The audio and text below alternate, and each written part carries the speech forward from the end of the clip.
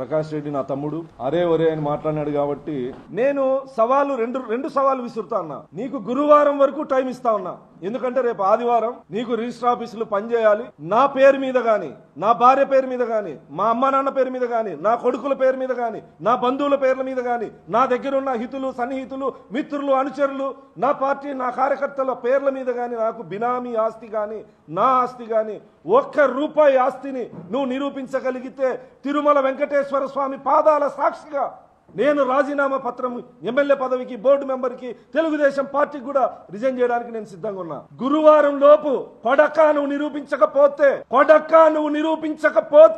నీ ఇంటి దగ్గరికి డెడ్ లైన్ నీకి.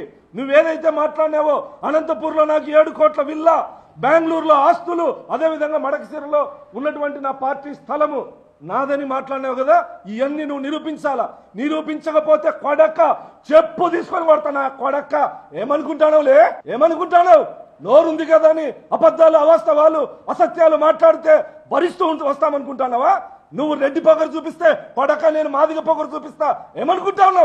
తప్పుడు కూతలు, అబద్ధాలు, అసత్యాలు నోరా ప్రకాష్ రెడ్డిది? నోరా మనిషి వేణు వస్తలు? ఇన్ని అవాస్తవాలా, ఇన్ని తప్పుడు కూతలా, ఇన్ని అబద్ధాలా?